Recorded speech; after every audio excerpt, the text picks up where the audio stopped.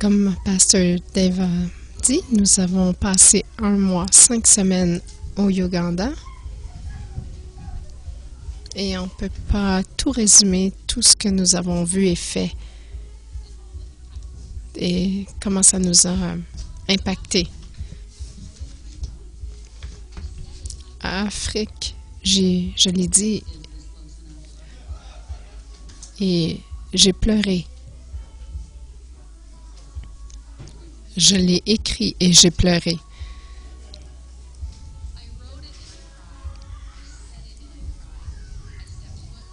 J'ai mis le pied sur ce continent et j'ai pleuré, mais aujourd'hui, je ne pleurerai pas. Aujourd'hui, je vais partager avec vous les beaux moments que nous avons eus.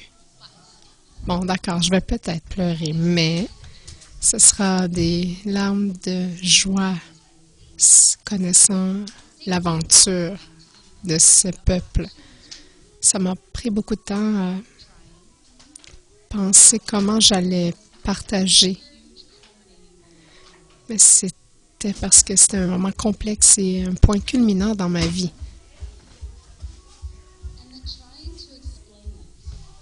Essayer de l'expliquer, ça ne fonctionnait pas. Alors aujourd'hui, je vais essayer du mieux que je peux. Laissez-moi vous parler de cette aventure. Lavery Lake a toujours été dans mon cœur pour une raison très spéciale, mais je ne sais pas exactement laquelle. En mars 2015, environ il y a 12 mois, j'ai partagé d'une place de douleur et de tristesse par l'infertilité que j'ai dans ma vie. Je suis allée de l'intérieur vers l'extérieur et j'ai eu ce moment où j'ai réalisé qu'il y avait tellement d'enfants, tellement de jeunes qui avaient besoin d'amour.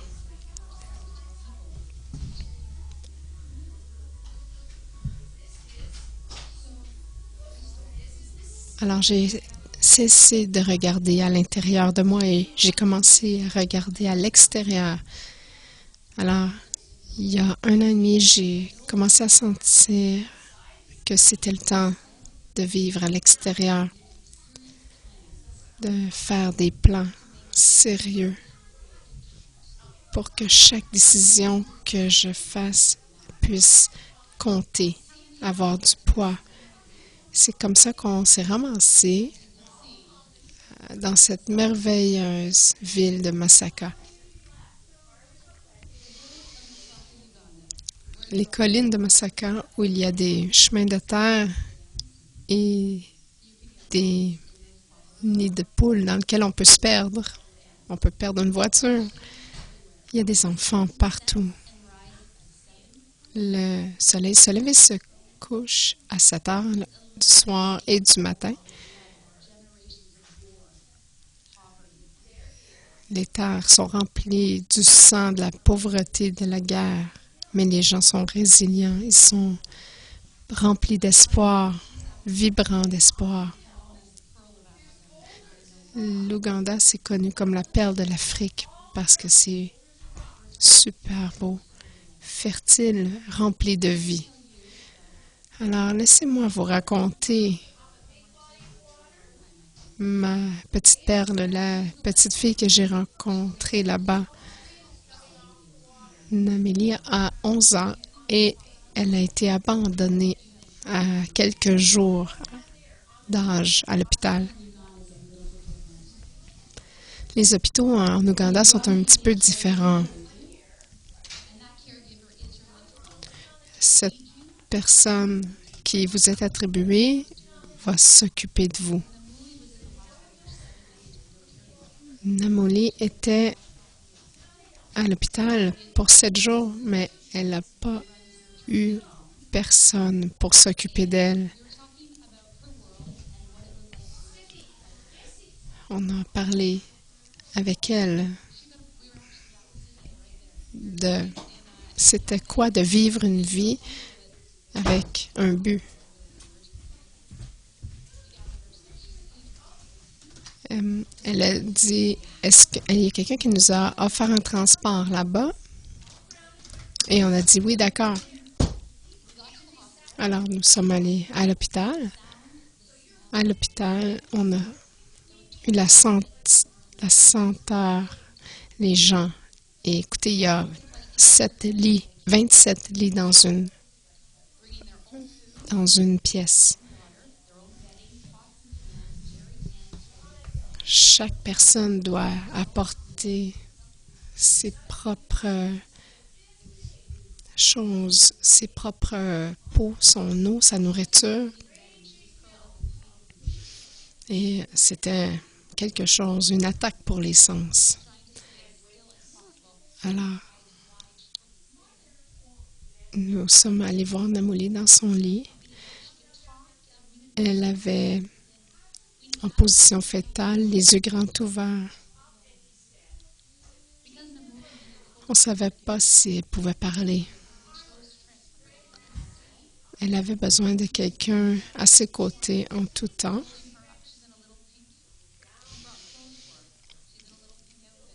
Alors, nous avons transféré dans un autre hôpital.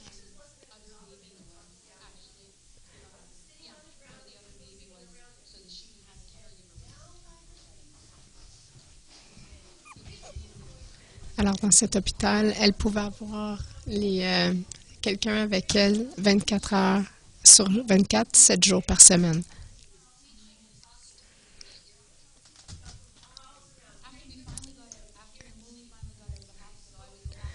Lorsque Namouli est sortie de l'hôpital, est allée dans un orphelinat et il prenait du mieux et je la visitais à tous les jours. Elle n'a jamais eu vraiment d'interaction avec moi. De retour, jusque je suis allée le 27 novembre. Et lorsque je l'ai appelée, elle a tout à coup souri. Et c'était la journée juste avant qu'on parte. Alors, elle m'a donné le plus beau cadeau que je pouvais recevoir. Ce sourire. J'y repense souvent, ce sourire. Lorsque je pense à elle, je souris. Ça m'a changé. Son sourire m'a changé. C'était incroyable.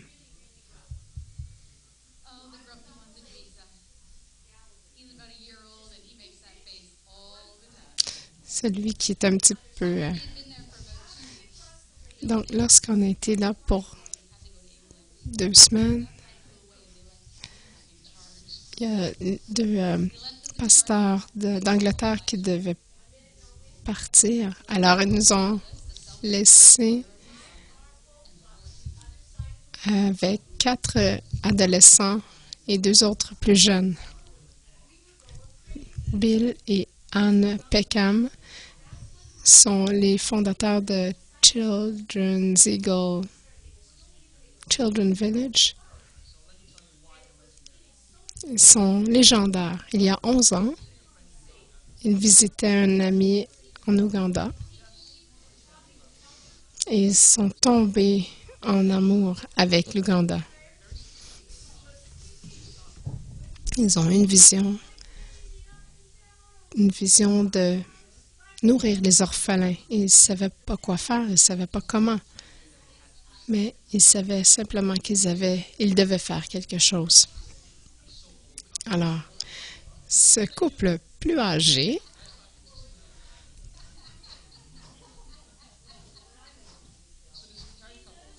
ont été retraités. Ils étaient au Canada, confortables. Au Manitoba, ils ont dû quitter le Canada pour un temps. Mais ils sont revenus au Canada et ils ont littéralement vendu tout ce qu'ils avaient et sont retournés en Ouganda. dans leur valise. Ils avaient le peu qui leur restait. Et ils sont restés là. Ça faisait 11 ans qu'ils étaient là quand on est allé. Wings Village. Et maintenant, la maison de 72 orphelins avec une école qui enseigne à 300 étudiants. Il y a 300 jeunes qui viennent déjeuner là le matin. 3 travailleurs sociaux. Ils donnent de l'ouvrage aux gens du village. Ils ont aussi une clinique médicale. Et cette clinique est pour tout le monde dans le village. C'est gratuit, donné par l'amour de Jésus-Christ. Et ce projet massif est sur 72 acres de terre.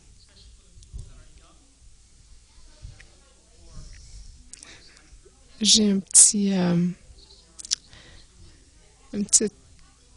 remarque pour les gens qui pensent que peut-être qu'ils se demandent quel est leur appel, mais je peux vous dire qu'il n'est jamais trop tard pour aller et travailler pour le Seigneur. Alors, les pasteurs ont dit, on doit retourner, Bill et Anne ont dit, on doit retourner en Angleterre quelque temps. Êtes-vous confortable pour rester ici tout seul? Alors, je vais j'aimerais vous introduire les quatre adolescents. Ils sont tous 4 jeunes qui se préparent pour les examens nationaux. Ils sont au secondaire. Et ça va déterminer le futur de leur vie.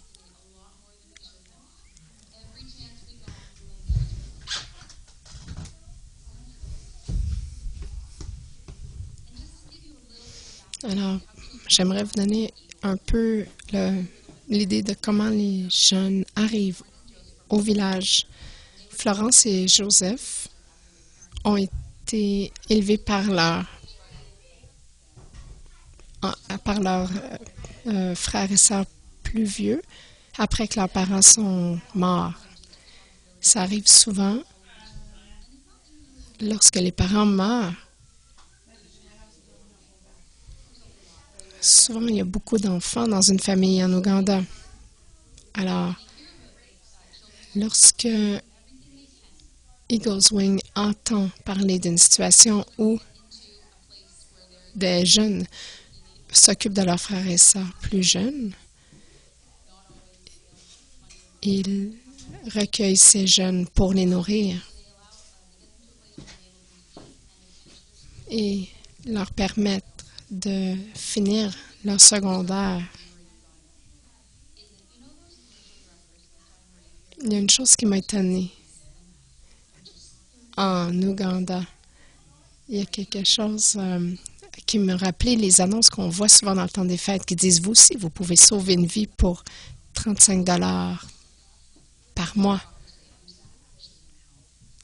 Mais moi, souvent, je me disais j'ignorais ces annonces-là parce que j'ai vu en action où ce 35 $-là, où ça va et qu'est-ce que ça fait concrètement. Et moi, j'ai dit à mon mari, écoute, 35 $ par mois, c'est un repas au restaurant par mois et on peut sauver une vie.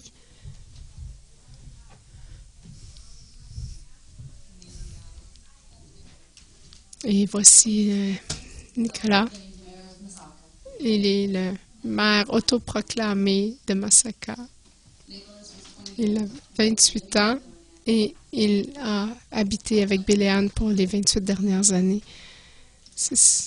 Ils l'ont aidé à passer à travers l'école. Quand il a fini son éducation, il est resté là-bas. Il avait seulement 30% de vision, épilepsie et un retard mental. Il allait dans la salle de bain Il laissait l'eau couler et il ne prenait pas sa douche parce qu'il n'aimait pas ça.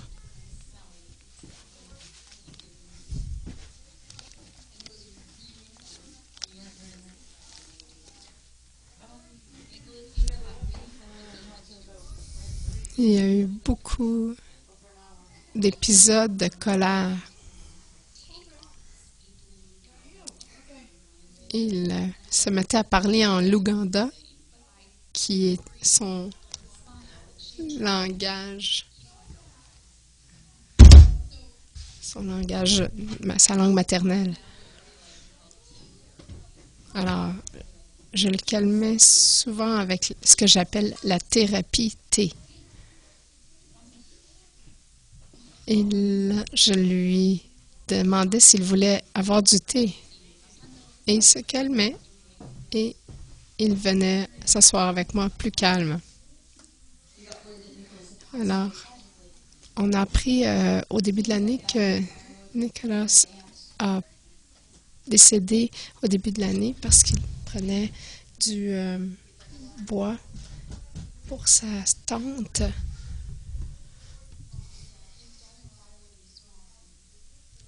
Il était dans les marécages et il a eu une crise d'épilepsie et il s'est noyé.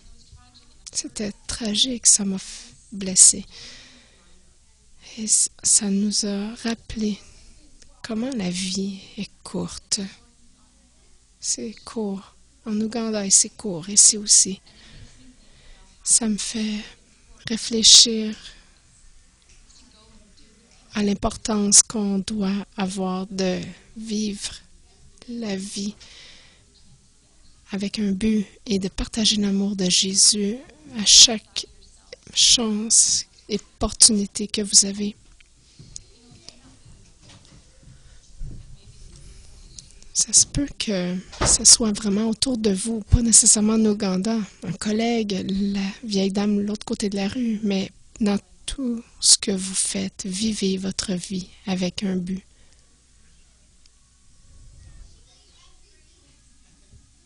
J'ai mon micro, main libre.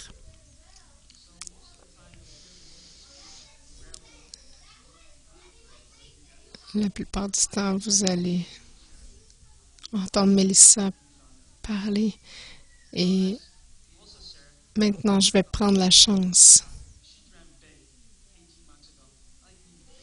Je vais partager mon témoignage, mon histoire.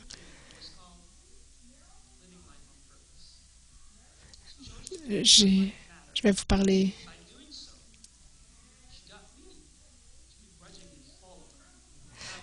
Mon épouse qui a choisi de vivre sa vie avec un but. Elle m'a entraînée dans son sillage.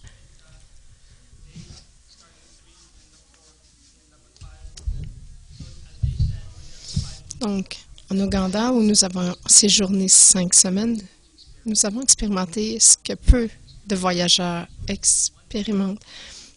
On a pu assister à un merveilleux mariage. On a assisté à 3 décès, dont un d'un enfant.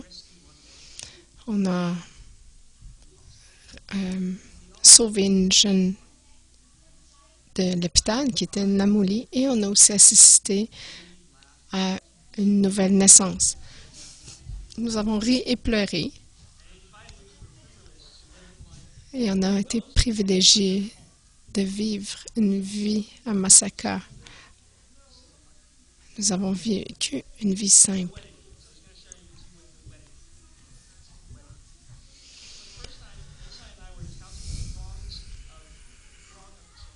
Alors, je vais vous parler du mariage. La plupart des jeunes nous suivaient en disant Mazungus, Mazungus, ce qui veut dire un homme blanc. Et je leur disais, je suis pas blanc, je suis asiatique.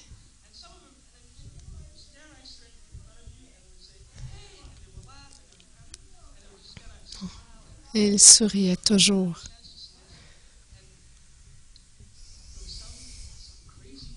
Il y avait qui faisaient des bizarres d'action parfois, mais il y en a qui étaient courageux. Ils venaient juste s'asseoir sur nous. C'était une expérience de cœur difficile. Pas parce qu'il y avait beaucoup de virus. Non, c'était difficile, mais c'était très enrichissant en même temps. J'ai rencontré un jour un jeune. Il s'appelait David. Il a entre 1 et 3 ans. Il est le plus jeune de 6 enfants. Lorsque nous l'avons eu, il semblait en état de léthargie. Il dormait beaucoup. Il ne s'occupait pas de son environnement. Il faisait pipi sur Mélissa. J'espérais que ça m'arrive jamais, mais j'ai pas eu de chance.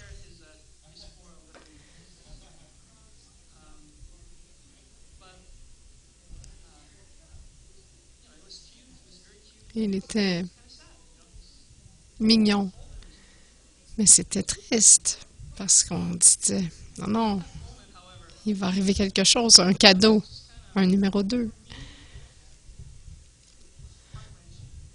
Ça me déchirait le cœur parce que il mangeait des repas d'adultes en quelques minutes, puis il dansait et bougeait par la suite. Il souriait pas, mais il dansait. Nous avons appris cette soirée-là que David n'avait rien mangé pendant 24 heures. Et on a appris que c'était quelque chose qui était normal pour les jeunes de cette région. Mais il y a eu des temps de joie et des temps un peu fous. On a rencontré un couple et avec eux, on est allé dans un petit restaurant. Il y a une petite communauté à Masaka. C'était vraiment un bon temps fantastique. Nous avons rencontré les fondateurs de Eagles Wing. On a rencontré Rachel, Paul. On était des étrangers pour eux il y a quelques semaines, mais ils nous ont tout donné dans ces quelques semaines où on a partagé notre temps avec eux. Je me rappelle une soirée où on riait ensemble et c'était une journée spéciale. Je me suis rappelé, je m'ennuie de ma famille. Ça fait longtemps que je suis partie, mais je crois que j'étais très heureux quand même à ce moment-là. Quelqu'un m'a demandé récemment comment je décrirais l'Ouganda. Ça m'a pris du temps à réfléchir parce que je voulais donner justice.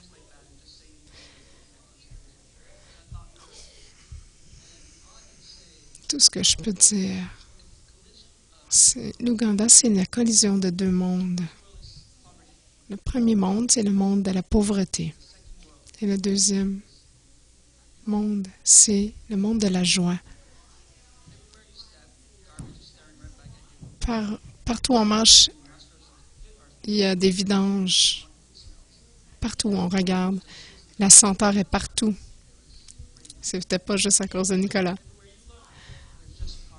qui prenait pas sa douche.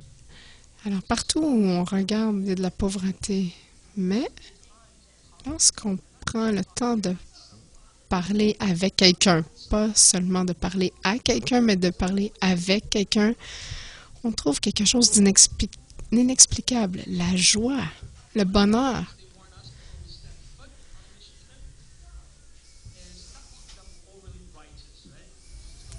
Une chose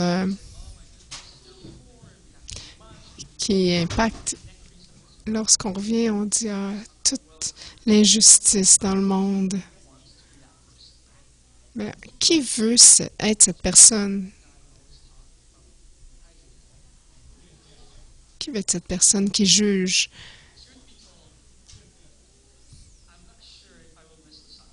Je ne sais pas si je vais m'ennuyer de Masaka. Je sais que je vais me rappeler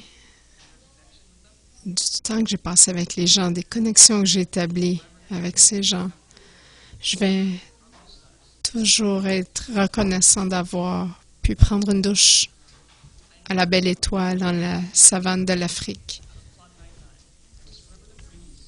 Je me rappellerai de la brise, de la vue des sons. Cette vue merveilleuse qu'on avait. Je me rappeler de mes Bouddhas. Vous pourrez me demander plus tard qu'est-ce que c'est. Alors, je vais peut-être m'ennuyer un petit peu, juste un petit peu de Masaka. Ils disent que un voyage comme ça change les gens. En passant, vous voyez les Anébil Pekam. Alors, voir et expérimenter le monde change l'homme. Alors, qu'est-ce que ça a changé en moi? Qu'est-ce que j'ai appris?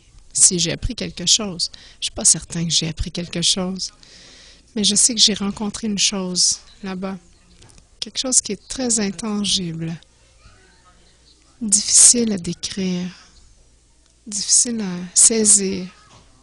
C'est la générosité que j'ai rencontrée. Vous avez été tous généreux à nous aider à partir là-bas et à l'équipe qui part maintenant aux Philippines. J'ai rencontré la générosité auparavant. Mais ce voyage-là était très, très spécial. La générosité, je voulais pas dire, c'est pas... Parfois, on donne pour les bonnes raisons, parfois on donne pour les mauvaises raisons. Mais c'est pas juste ça, la générosité.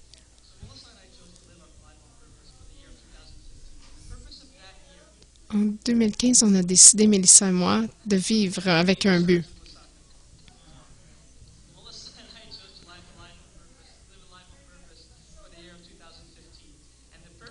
Et le but de 2015, c'était d'aller et servir les gens de l'Afrique, à Masaka, à Eagles Wing. On a reparti avec plus de bagages, mais avec des cœurs plus remplis. On n'est pas certain de quoi va avoir l'air 2016, mais je sais qu'une vie de générosité doit faire partie de notre vie avec un but. C'est ce que j'ai compris après mon voyage en Ouganda, après près de 2 ans avoir travaillé. Pour s'améliorer, on doit se donner. Pour se trouver, on doit se perdre.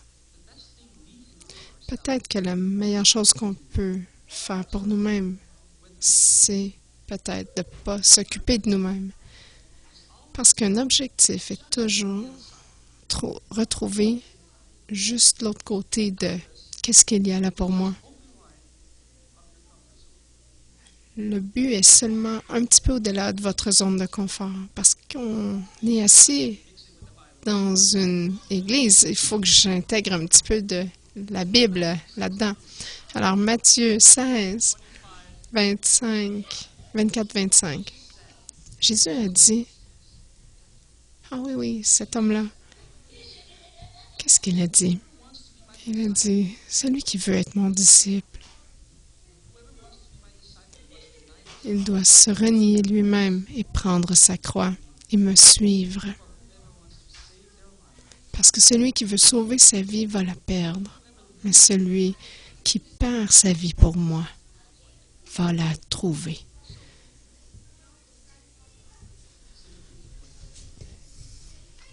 Alors, regardons un petit peu ce qui est arrivé, une petite vidéo sur notre expérience en Ouganda.